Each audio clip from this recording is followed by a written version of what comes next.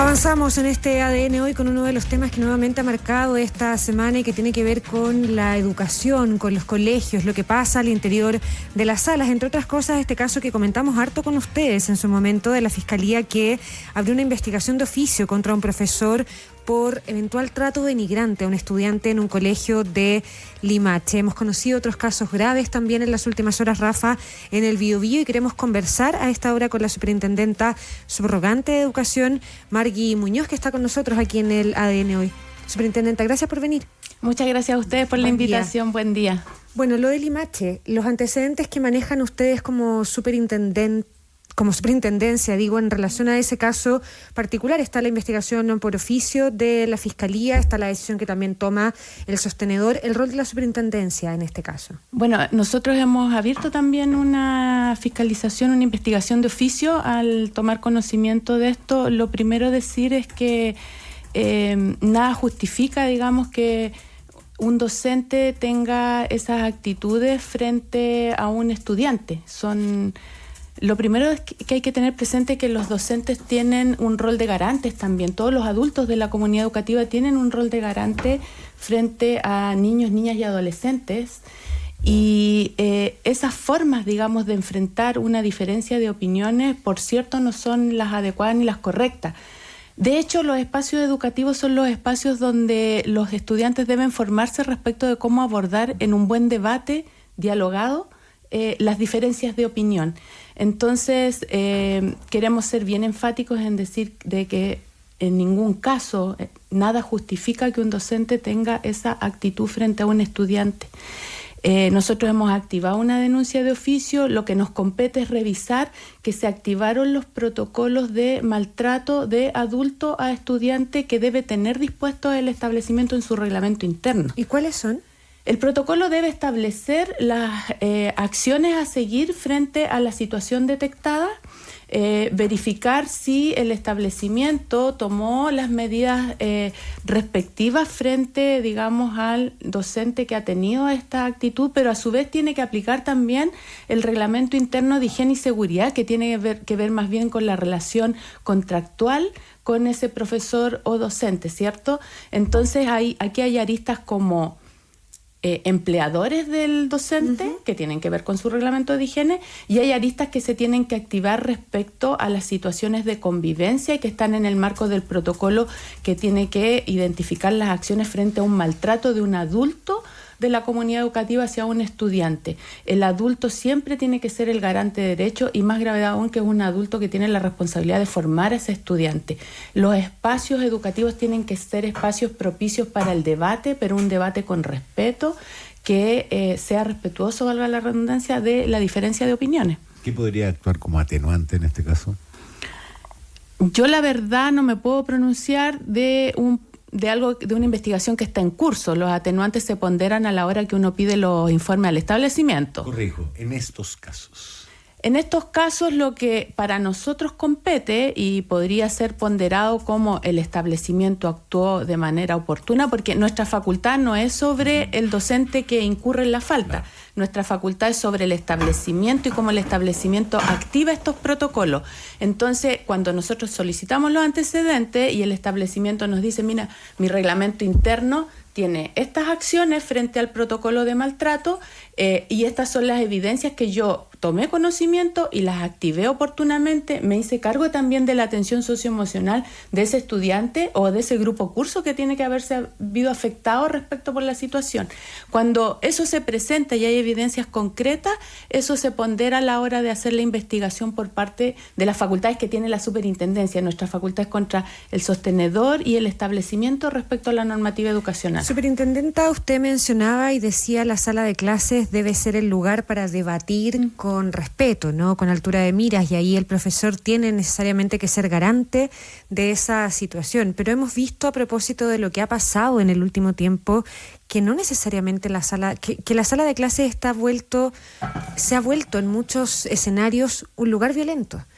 De violencia de los alumnos hacia los profesores también. de reacciones como la de este profesor, pero también de actitudes violentas de apoderados contra profesores. Por lo tanto, la sala de clases hoy día es un lugar bastante más complejo que ese lugar donde se debe debatir con respeto, digamos, ¿no? Sí, sin duda, Paula, y la verdad es que es bien lamentable y duele muchas veces cuando estos casos terminan en situaciones bastante graves que afectan incluso la integridad física de los estudiantes o de cualquier integrante de la comunidad educativa.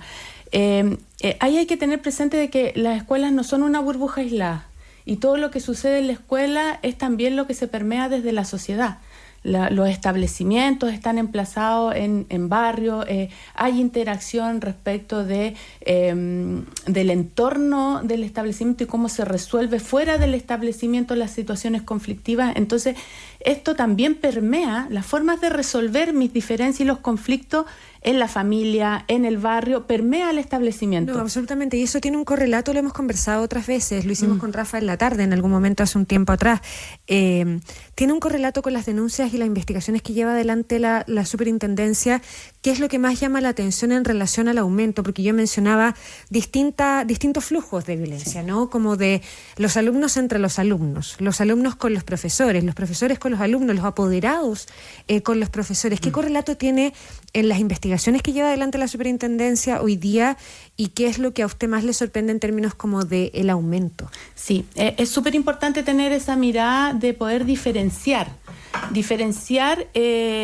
qué tipos de conflictos o situaciones de violencia me están sucediendo, diferenciar en problemas de convivencia, claro, a problemas que son de violencia e incluso problemas constitutivos de delito. Exacto. Y en ese sentido nosotros hemos venido observando como superintendencia a través de las denuncias que hemos tenido permanentemente o sistemáticamente un alza respecto de el ingreso de requerimientos ciudadanos post pandemia. Esta alza ha estado alrededor en las materias de convivencia de un 20%. Entonces, esto es multifactorial, es multifactorial, creemos nosotros, porque tiene que ver también porque hoy día hay más conocimiento por parte de la ciudadanía de sus derechos, hay más conocimiento de cómo se deben dar las interacciones al interior de la comunidad educativa.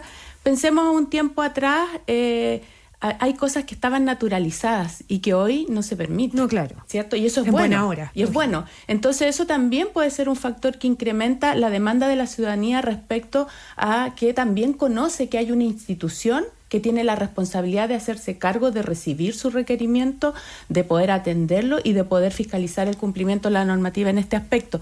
Pero quiero precisar algo bien importante y que tú lo mencionas. El establecimiento tiene que diseñar su reglamento interno no para que sea un documento muerto en papel que responda a la fiscalización de la superintendencia. El establecimiento y el equipo directivo en conjunto con la comunidad educativa tiene que diseñar ese reglamento interno a partir de sus realidades y que eso se haga vivo. Es como la receta que tienen que seguir del paso a paso respecto cuando le ocurren estas situaciones y tener muy bien diferenciado cómo voy a actuar frente a situaciones de conflictos de convivencia donde tengo divergencias más bien, cómo las voy a atender en su etapa más temprana. Aquí lo importante es prevenir, cómo también voy a atender a aquellos hechos de violencia que surgen espontáneamente y que son graves y aquellos que son constitutivos de delito. Esa diferenciación me permite hacer más efectivas las estrategias a la hora de atender, por ejemplo, conflictos que en su etapa más temprana, si yo los atiendo, evito que terminen en un hecho de violencia grave. Hay muchos hechos de violencia que partieron con señales que al interior de las comunidades educativas no se le dio la importancia ni el trato definido en su reglamento interno. ¿Cómo se hace para que el reglamento interno, y si alguien lo supervisa, digamos, que tenga más conocimiento que los meros profesores, y me refiero a alguna autoridad del Estado, para lidiar con el concepto de autoridad, y más bien dicho, con el decaimiento del concepto de autoridad? Y lo digo porque paso al otro episodio que estupor provocó el conocimiento de que un joven violó a una compañera de curso, un menor de edad, durante el horario de clases y nadie en la sala de clases. En la sala de clases. Y nadie parece haber hecho nada. Hablo de información preliminar, pero ¿cuál fue la reacción? ¿Cuál debe ser la reacción? ¿Por qué eso no se advierte antes? Si hoy día tenemos protocolos diseñados para evitar el acoso, el bullying, ¿Cómo puede llegar a ocurrir una violación dentro de una sala de clases sin que nadie parezca o percatarse o reaccionar? Sí, mira, primero en ese sentido decir de que como superintendencia lamentamos profundamente, yo creo que todos, esto, o sea, es innegable que el dolor de esa familia, nada que se haga post lo va a poder reparar. Pero ahora, en ese caso, superintendenta, solo para hacer un paréntesis, la justicia ya se hace cargo, o sea, tiene una pata penal porque evidentemente hay ahí la probable ocurrencia de un delito a propósito de la denuncia. Este joven está formalizado. En esos casos donde hay delitos, derechamente, ¿la superintendencia pierde toda potestad sobre la investigación o sobre las sanciones, o sigue teniendo, por ejemplo, sobre el colegio? Sí, nosotros no perdemos potestad en lo que se refiere a las facultades que tenemos, que es fiscalizar el cumplimiento de la normativa educacional. En estos casos el establecimiento también tiene obligaciones dispuestas en la normativa, y que es activar su protocolo de agresiones sexuales o hechos de connotación sexual. ¿Qué explicaciones les tiene que dar el colegio a ustedes en este caso? El colegio lo que tiene que presentar es que las medidas que tomó inmediatamente que tuvo conocimiento del hecho, como por ejemplo haber denunciado antes de las 24 horas el hecho cuando es un hecho constitutivo de posible delito, tiene la obligación de denunciar a las policías, carabineros, a la justicia, para que puedan hacerse cargo de la investigación y poder definir, digamos, la arista, como dices tú, penal. En lo que es la arista, digamos, de la normativa educacional y las facultades que le competen a la superintendencia, nosotros tenemos la potestad de poder revisar ese protocolo de agresiones, que se ajuste a la normativa vigente, que haya sido aplicado oportunamente. No basta, vuelvo a decir, no basta que esté escrito, que esto haya sido aplicado oportunamente. Además, que ese establecimiento se preocupe también de las articulaciones con otros servicios que pueden apoyar en lo que es la salud socioemocional de la estudiante afectada. Tiene que ese protocolo definir claramente los pasos a seguir, quiénes son los responsables de llevar a cabo la investigación al interior del establecimiento, y ojo, sin victimizar a la estudiante que está afectada. Eso hay que tener mucho cuidado.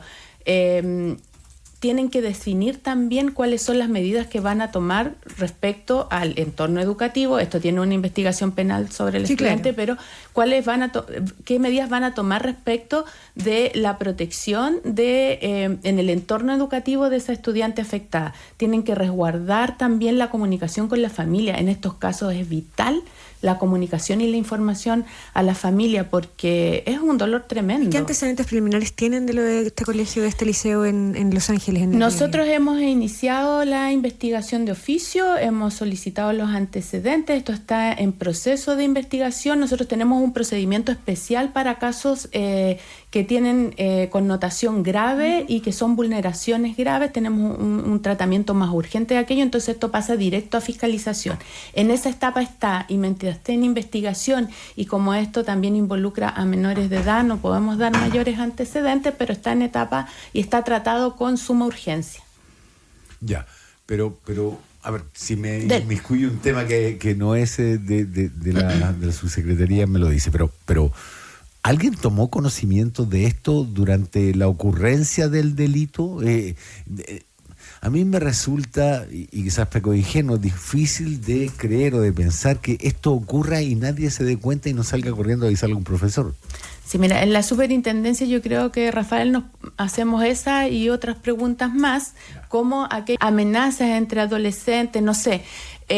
Nos hacemos muchas preguntas, pero como te decía, las vamos a poder despejar en el mérito de la investigación que está en curso. No tenemos hoy día los antecedentes y tampoco nos podemos pronunciar de esa investigación hasta que esto esté resuelto, porque esto, si se comprueban los incumplimientos a la normativa por parte del establecimiento, puede terminar en un proceso administrativo sancionatorio. Claro, pero cuesta pensar, superintendenta, qué procedimiento que haya tomado el colegio antes, como en la lógica de la prevención, pudo haber evitado que un alumno que decide atacar sexualmente a una compañera lo haga. ¿Qué podría haber pasado? O sea, ¿qué tendría que haber hecho el colegio para poder haber evitado? ¿Se puede haber evitado un caso así, que tiene que ser derechamente investigado, porque las denuncias son denuncias y la fiscalía se tendrá que hacer cargo, la policía o la justicia se tendrá que hacer cargo de aquello, digamos? Quizás no, hay hechos que surgen y que son de esta índole y que son delitos en sí, que surgen de manera inmediata. Claro. Hay otros que tienen señales, a lo mejor en este caso particular no, pero sí nosotros tenemos que como superintendencia verificar, por ejemplo, que el establecimiento ha implementado todas las medidas que la normativa educacional dice que tiene que accionar al interior de la comunidad para poder agotar toda la información y capacitación, concientización respecto de su comunidad educativa en relación a estos temas. Por ejemplo, en su plan de gestión de la convivencia escolar, que es un brazo más preventivo de las comunidades educativas, tienen que haber acciones de capacitación, de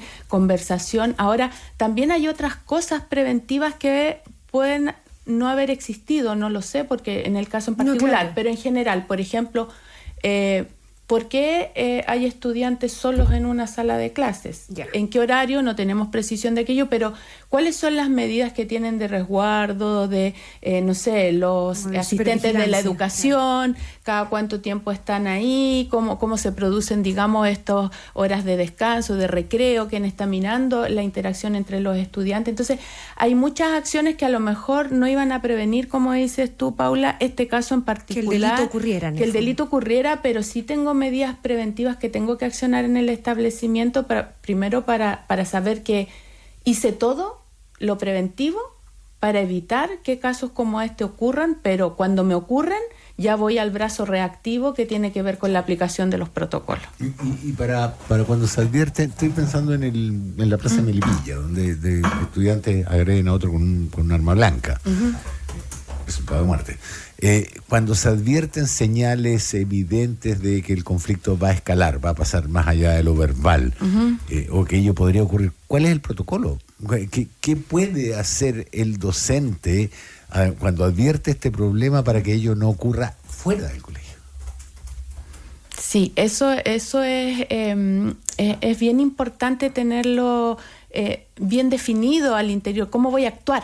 O sea, esto es importante. ¿Cómo paso a la acción? Claro, cómo paso a la acción. Entonces, lo primero acá es poder definir y estar atento a señales. Cuando las situaciones pasan y traspasan hacia el exterior de la escuela, también yo tengo que tener la capacidad como comunidad educativa de tener una articulación con mi entorno externo, ¿ya? Con aquellas instituciones que son responsables de la seguridad, pero también con aquellas que son responsables, instituciones que tienen brazos respecto al resguardo de derechos, e incluso, como comentaba recién, aquellas que tienen responsabilidades en el ámbito de la salud, porque me pueden ayudar a poder fortalecer lo que es la salud mental y el apoyo socioemocional de esa comunidad educativa que se ve afectada con casos graves que a lo mejor pasan fuera del establecimiento, pero que permean el establecimiento. Entonces, dos cosas. Es tener claro los canales de comunicación y tener claro la articulación.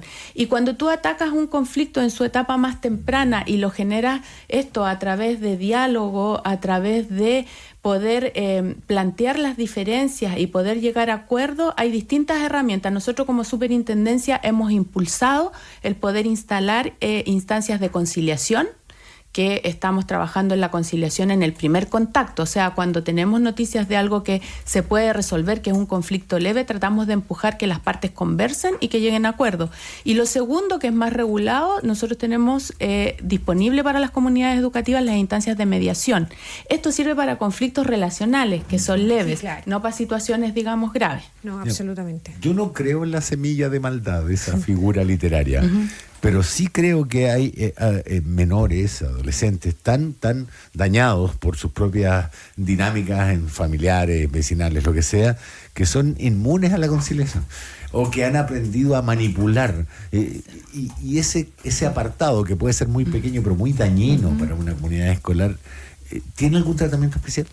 Bueno, están las herramientas, digamos, el reglamento interno pasa desde medidas preventivas y formativas hacia medidas, digamos, disciplinarias, y el establecimiento tiene facultades para aplicar esas medidas disciplinarias frente a estudiantes, digamos, que incumplen gravemente el reglamento interno y que ya, habiendo pasado por las formativas y lo que te hablo yo de la capacitación, de la orientación, no hay, digamos, solución a aquello, y esto sigue escalando. Hay, por cierto, herramientas para ello y tienen el respaldo, digamos, en la normativa educacional para aplicarlo. Superintendenta de Educación, muchísimas gracias por venir a esta conversación con ADN hoy. No, encantada, muchas gracias a ustedes. Gracias, buen día. Gracias. 8:32 minutos. 8:32.